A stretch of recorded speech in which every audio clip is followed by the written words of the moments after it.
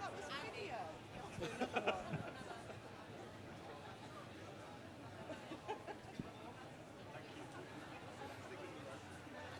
Nice.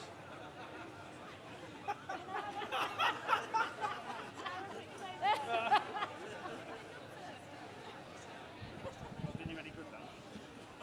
You won't be able to talk. Guinness? I would.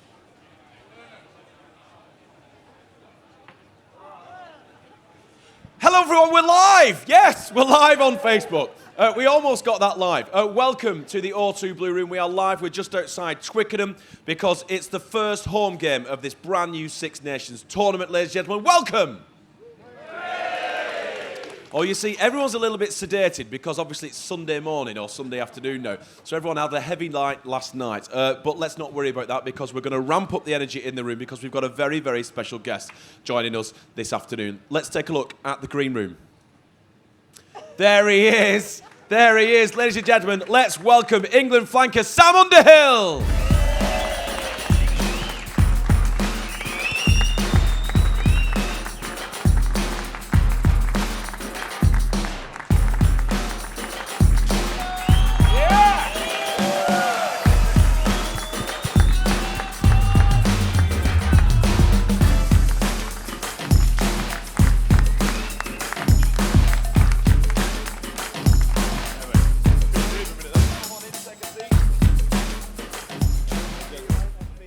Ladies and gentlemen, Sam Underhill, come on.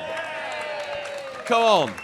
I am so excited to be joined by Sam Underhill, and this is the reason why. I'm not lying. Take a look.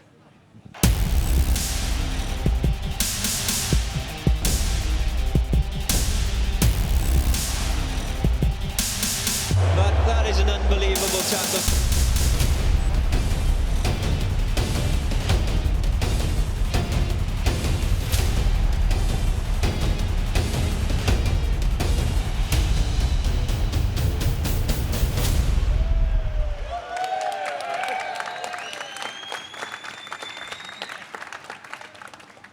Turned him inside out.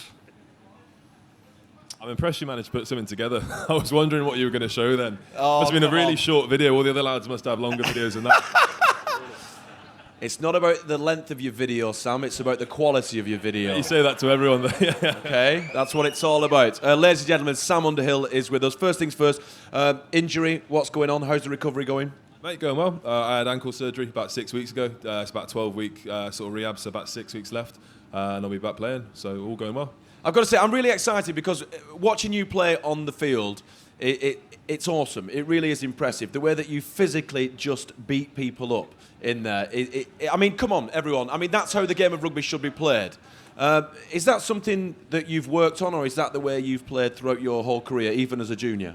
Probably something I've tried to stop lately, because sort of like a disregard for your own body's brilliant when you're young and you feel really good, and then you play a couple of seasons and you think, I'm not sure if I can keep this up, and people kind of expect you to be like that all the time, and when you can't, it's tough to keep up. So yeah, I've tried looking after myself a bit more and working on like my tackle technique and trying not to get my head in the wrong place and trying to look after myself a little bit more lately. But yeah. It's nice to hear that you're working on the fundamentals because obviously what you talked about, the way that you tackle, the way you put your head, all that kind of is really important, and especially we have a lot of young rugby players watching, so those key fundamentals are still important in the game even now. Yeah, for sure. I mean, like, safety is pretty key when you're teaching kids to play. You know, you don't want them just smashing into each other. It's great to watch when they're adults, but you know, you don't want people getting hurt. And I think technique's so important for a long career, and looking after your body technique in whatever you do, and especially in the tackle area and the breakdown and stuff, making sure you're not injuring yourself unnecessarily, and other people around you as well. Do any of the lads kind of, when you put in one of those big hits and you just bounce back up, do any of the lads actually, has anyone actually said anything to you on the field like, all right, Sam, chill? No, they normally enjoy it. I don't do an awful lot else on the pitch, so that's the only thing I'll really get well done for. But yeah, I think it kind of lifts everyone. It's one of those things where if someone does put in a big shot, you can get a lot of energy from your defence. You know, especially like you can see it in this England team when they're all over Ireland, how aggressive they were on the weekend. They got so much energy from that. Guys like I think Mark Wilson was on the ref mic saying, "This is fun, isn't it, lads?" And they were defending. They didn't have the ball. He loves that stuff. So you can get so much energy from that as a team. I think it's brilliant, and I think it's a really fundamental part, especially of this England squad. But also from a fan's perspective, we love the way that you play the game. You know, the physicality of it. I mean, when you turned it, Borden Barrett inside out, that was one of the highlights over the past decade. It must have been. Unfortunately, it was called back, which is a bit disappointing. But you were saying earlier on that if it had have gone in, you'd have had that video on a loop in your hallway, so that when people walk into your house, you'd be like... Never let the truth get in the way of a good story. I like that. That's brilliant, isn't it? Yeah. I said I'd have a 42-inch plasma screen with it just going on, yeah. And why not? And why not? I didn't have a clue what I was doing. I was just trying... Neither did he! Yeah. That's why it was so beautiful. So let's talk about this game today. Obviously, well, let's go back and talk about the Ireland performance. You mentioned it earlier on, the physicality of it. We took the game to them. Watching it, where did you watch it? At home in Gloucester, at my parents' house. Okay. Was it a cup of tea? Was it a pint? Was it a sandwich? Was it a pasty? What was? Set the scene for us. Yeah, a cup of tea with my folks. Me and the old man sat down and pitched up, and Mum was just making lunch for us and bringing it to class. It was wicked. It was nice service. And yeah, we just watched it there. It was good to watch. It was brilliant. And obviously from your experience in the England camp and everything that Eddie Jones has set up, because he keeps talking about stepping stones, he keeps talking about building up to that tournament at the end of the year, and obviously the Six Nations, no disrespect to it, is a huge tournament, it's mega, but they are stepping stones. Was there anything reflective in that game that he's spoken to you about the last time you were in camp, in the way that game was going to develop in this tournament in particular? I think they did the basics really well. I think it's a huge part of his sort of game philosophy is you do the basics really well and you control the game. And in the past, like say the last Six Nations when we didn't do very well, you look at like the breakdown and then you look at the autumn internationals, the next big block, I suppose, after the South Africa tour, and the breakdown's vastly improved. And then you look at the weekend against Ireland and it's another level, because every time you go into camp, you're trying to improve on what you've done before, and there's no step backward. You know, you're expected to be at another level to what you were than before you were there last, which I think is brilliant, and I think it's something the lads really buy into. It's not rocket science, it's not complicated stuff, but it goes back to what we talked about earlier on, the fundamentals. Yeah, and you hammer the same stuff over and over again, and that's what Eddie's brilliant at. If you're not doing something in training, you're going to know about it pretty quickly, and everyone else is as well. And then there's that pressure to get better at it, and it's just relentless, and it's simple, but it works so well. But it never stops with Eddie, because we spent a lot of time with him in summer. We spent 2 hours interviewing him and getting to know him. And we had a technical issue with one of the microphones, and he just turned around and gave us that stare, and he said, "You better sort this out." Yeah. I was like, okay. Yeah, you don't want to get on his bad side. Okay. Yeah, no. Yeah, it was crazy. The France game is coming up. We'll talk about that in a little bit. But let's get some fan questions. So we've got Lottie from Wigan in the blue room. Hang on, someone from Wigan in the blue room? Where's Lottie? Who let her in? From Wigan. Good grief. Actually, I know where Lottie will be. Lottie will be stood with one of those people who's dishing out the pies, because they do like a pie in Wigan. She says, and this is a genuine question from Lottie, "You've got a nice, smooth face. Can you please talk us through your skincare regime?" Brilliant. And you have to answer that, Sam. There's no kind of dodging the question. Yeah, I reckon that's Clinique. That's an anti-age moisturiser available in most other brands are available, but mate, you should look at my old man. He looks younger than me. He's 58. I've just met Greg, top bloke. He's all right, isn't he? But he looks younger than I do, so I reckon there's something in there to be said. And I'm just going to back you out of a hole, dig you out of a hole now, because obviously the England rugby team is sponsored by Dove, and he also uses that. Mate, they haven't sent me any freebies. You can't be paying for stuff like that. Yeah, got your back, brother. Yeah, cheers, mate. Cheers. Your dad, 30 years in the RAF. Yeah. What a guy. I know. That deserves a round of applause, ladies and gentlemen. Spent some time in Afghanistan as well. Was he a great inspiration for you? Yeah, massive. I wouldn't tell it to. I mean, he's here today, but I wouldn't say it to his face. But yeah, he is. It's what he's done in his career and stuff. He's a very hard-working bloke, very diligent, big family man, and I think he's done a pretty good job raising 4 kids and having such a good career and stuff. So yeah. Yeah, fabulous. All right. Next question from Carl from Oxted via Facebook. He says, as a fellow back rower, who are the greatest flankers that you look up to? You got. I think the obvious one would be Richie McCaw. I think he was a what a player. phenomenal player, and not just in his playing ability, his natural talent, but just his work rate. Like we got so at Bath. He was a perfectionist as well, wasn't he, on the field and off the field? He was his work rate, and he was so diligent and professional. Like we got Todd Blackadder at Bath with us, who's been at the Crusaders and brought through a load of those lads, and he just says his mental strength was his biggest his biggest attribute, and I think that's something a lot of players can take from, because even if you're not the best player in the world, you can become it by working hard and being good, being diligent.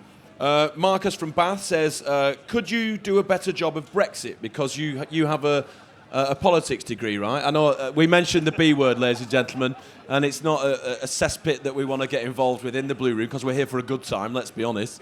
But how was that doing politics? Very short-lived. I've dropped out of 2 universities so far, so I'm doing really well.